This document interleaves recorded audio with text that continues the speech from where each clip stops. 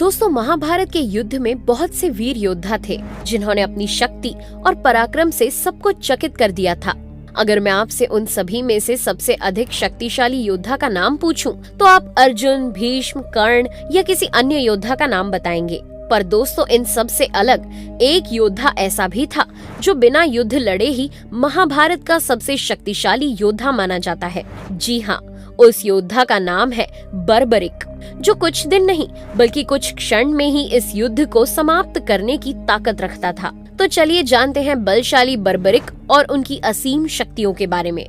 बर्बरिक, जो कि घटोत्कच का पुत्र और राजा भीमसेन और हिडिंबा का पौत्र था। स्कंद पुराण के अनुसार घटोत्कच ने जब शास्त्रार्थ की प्रतियोगिता जीत ली थी, तो कृष्ण की आज्ञा अनुसार दैत्यराज मौर्य ने अपने पुत्री मौरवी का विवाह घटोत्कच से करवा दिया था। फिर घटोत्कच और मौरवी की संतान के रूप में बर्बरिक ने जन्म लिया। मगर क्या आपको पता है, बर्बरिक के बाल जन्म से ही बब्बर शेर के जैसे थे, इसलिए ही इसे बर्बरिक नाम दिया गया था। ये बचपन से ही बहुत प्रतिभाशाली था। इसमें पांडव राज भीम जैसा बल होने के साथ ही अपनी दादी हिडिंबा की मायावी शक्तियां भी थी। कभी कभी तो ऐसे प्रश्न पूछता जिसके उत्तर स्वयं घटोत्कच के पास भी नहीं होते थे। इसलिए घटोत्कच बर्बरिक की शिक्षा को और बढ़ाने के लिए वो उसे श्री कृष्ण के पास ले जाते हैं और उनसे बर्बरिक का मार्गदर्शन करने को कहते हैं। श्री कृष्ण बर्बरिक को अपने पुत्र समान आशीर्वाद देते हैं और उसे गुरु विजय सिद्धसेन की शरण में जाने को कहते हैं। और श्री कृष्ण की आज्ञा अनुसार बर्बरिक ऋषि के पास जाता है और उनसे विभिन्न प्रकार की अस्त्र शस्त्र की शिक्षाएं ग्रहण करता है। लेकिन इस सब के बावजूद भी बर्बरिक के मन में एक प्रश्न बना रहता है, जो वह ऋषि से पूछता है, गुरुदेव, मैं एक महान कुल से संबंध रखता हूँ जिनके महारथियों की गिनती ही नहीं की जा सकती। इसलिए मैं ये सोचता हूँ कि मेरे पास ऐसा कौन सा गुण है या ऐसा कौन सा शस्त्र है जो मुझे सही रूप में उन्हीं का वंशज बनाता है। गुरु विजय बर्बरिक के इस प्रश्न को सुनकर असमंजस में पड़ जाते हैं और वो उसकी जिज्ञासा के समाधान के लिए उसे माँ दुर्गा की तपस्या करने को कहते हैं। बर्बरिक बहुत लंबे समय तक माँ दुर्गा की बहुत कठिन आराधना करता रहता है। फिर माँ दुर्गा उसकी तपस्या से प्रसन्न होकर प्रकट होती हैं और वर मांगने के लिए कहती हैं।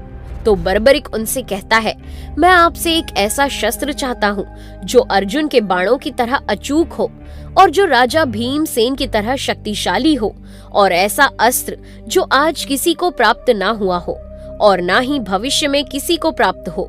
तो माँ दुर्गा बर्बरिक को 3 बाण प्रदान करती हैं। इन तीनों बाणों के प्रभाव से बर्बरिक किसी भी युद्ध को क्षण भर में समाप्त कर सकता था। इन बाणों को प्राप्त करने के कारण ही बर्बरिक 3 बाणधारी के नाम से प्रसिद्ध हुआ।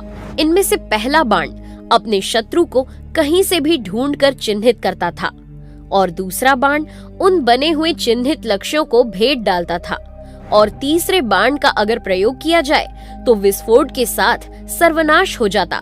बर्बरिक इन बाण रूपी शक्तियों को ग्रहण करने के बाद अपनी माँ मौरवी के पास जाता है और उन्हें इन शक्तियों के बारे में बताता है।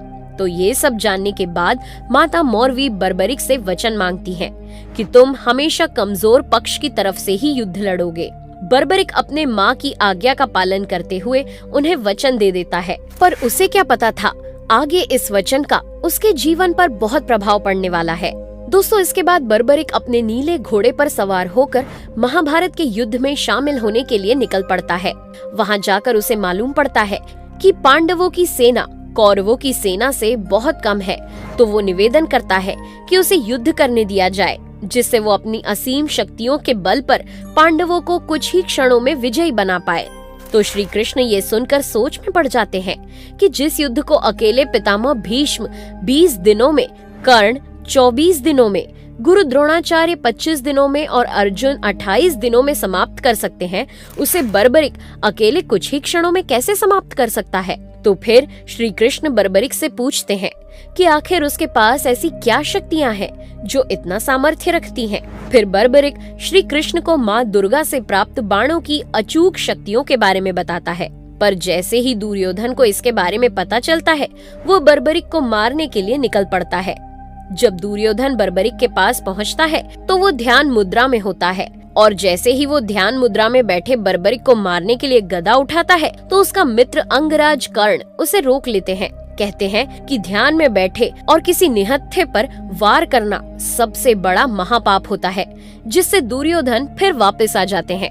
उधर दूसरी ओर पांडव बर्बरिक की शक्तियों को जानकर बहुत ही खुश होते हैं, पर श्री कृष्ण बर्बरिक की शक्तियों और उसके द्वारा अपनी माता को दिए गए वचन को जानकर चिंतित रहते हैं। दोस्तों, एक दिन श्री कृष्ण बर्बरिक के पास पहुंचते हैं और वो बर्बरिक के पास में लगे एक पीपल के पेड़ के सभी पत्तों को नष्ट करने के लिए कहते हैं। इसके साथ ही स्वयं उस पेड़ के एक पत्ते को अपने पैर के नीचे दबा लेते हैं। तो जैसे ही बर्बरिक अपने दैवीय बाणों की आराधना करता है, तो उनमें से पहला बाण पेड़ के सभी पत्तों को चिन्हित कर देता है और फिर दूसरा बाण उस पेड़ के सभी पत्तों को गिरा देता है। लेकिन इसके बाद भी वो एक पत्ता जो श्री कृष्ण के पैर के नीचे था बचा रहता है, इसलिए वो बाण श्री कृष्ण के पैरों के चक्कर लगाने लगता है। ये सब देखकर श्री कृष्ण समझ जाते हैं कि बर्बरिक के बाणों से पांडवों को कहीं पर छिपकर भी बचाया नहीं जा सकता। ये सब समझने के पश्चात श्री कृष्ण बर्बरिक से कहते हैं, इस युद्ध में कौरव तुम्हारे पहले बाण के चिन्हित करने की वजह से निर्बल भी हो जाएंगे, जिससे तुम्हें अपने माता के वचन का मान रखते हुए उनकी तरफ से युद्ध लड़ना पड़ेगा। इस प्रकार तुम अपने ही परिवार के खिलाफ हो जाओगे, जिससे युद्ध का परिणाम भी बदल सकता है। दोस्तों, ये सब सुनने के बाद बर्बरिक परेशान हो जाता है और श्री कृष्ण से कहता है, आप ही मेरे मार्गदर्शक और मेरे गुरु हैं, अतः आप ही कोई मार्ग सुझाएं। तो श्री कृष्ण कहते हैं कि यदि तुम मुझे अपना गुरु मानते हो तो गुरु दक्षिणा के तौर पर मुझे अपना सिर प्रदान कर दो। ये सुनते ही बर्बरिक बिना किसी विलाप के तुरंत ही श्री कृष्ण को अपना सिर धड़ से अलग करके दे देता है। श्री कृष्ण बर्बरिक के इस कार्य से बहुत प्रसन्न हो जाते हैं और उससे वर मांगने के लिए कहते हैं। तो बर्बरिक कहता है कि हे श्री कृष्ण, मेरी इस महाभारत के युद्ध को देखने की बड़ी इच्छा है। कृपा कर मुझे ऐसा वरदान दीजिए कि मैं इस संपूर्ण युद्ध को बारीकी से देख सकूं और सब कुछ सुन भी सकूं। तो श्री कृष्ण उसे दोनों पक्षों की तरफ से होने वाले युद्ध को देखने और जानने के लिए आशीर्वाद देते हैं और इसके बाद बर्बरिक के सिर को एक पहाड़ पर विराजमान कर देते हैं, जहां से वो महाभारत के संपूर्ण युद्ध को देखता रहा। दोस्तों, बर्बरिक ने न केवल युद्ध के पहले बल्कि युद्ध के बाद भी अपनी एक महत्वपूर्ण भूमिका निभाई। महाभारत पुराण में आता है कि युद्ध की समाप्ति के बाद पांडवों में युद्ध की विजय के श्रेय को लेकर आपसी तनाव हो जाता है। तो श्री कृष्ण कहते हैं कि बर्बरिक का शीश संपूर्ण युद्ध का साक्षी है, इसलिए इसके बारे में उसी से पूछना चाहिए। सभी पांडव श्री कृष्ण से सहमत हो जाते हैं और बर्बरिक से युद्ध की विजय के महान योद्धा के बारे में पूछते हैं। तो वो उत्तर देता है कि श्री कृष्ण ही युद्ध में विजय प्राप्त करने में सबसे महान पात्र हैं। उन्हें युद्ध भूमि में सिर्फ उनका सुदर्शन चक्र ही घूमता दिखाई दे रहा था, जो शत्रु की सेना का विनाश कर रहा था, और कृष्ण के आदेश पर ही अन्य देवी देवता भी पांडवों का सहयोग कर रहे थे। तो ऐसे बर्बरिक ने अंत तक पांडवों का साथ दिया था और उनके आपसी झगड़े को भी सुलझाया। हारे हुए का साथ देने वाले को श्याम के नाम से जाना जाता है और खाटू नगर ही बर्बरिक का धाम हुआ। इसलिए श्री कृष्ण ने बर्बरिक को उसके बलिदान के कारण खाटू श्याम नाम दिया था। दोस्तों, आज भी भारत में खाटू श्याम जी का मंदिर स्थित है और वहाँ हर साल मेला भी लगाया जाता है। तो क्या आप जानते हैं ये मंदिर किस जगह स्थित है? कमेंट करके जरूर बताइए। तो दोस्तों, इस प्रकार बर्बरिक को उसके समर्पण के लिए आज भी याद किया जाता है और सभी घरों में इनकी पूजा भी की जाती है। ऐसे ही और वीडियोस देखने के लिए वीडियो को लाइक करें और चैनल को सब्सक्राइब करें। Thanks for watching.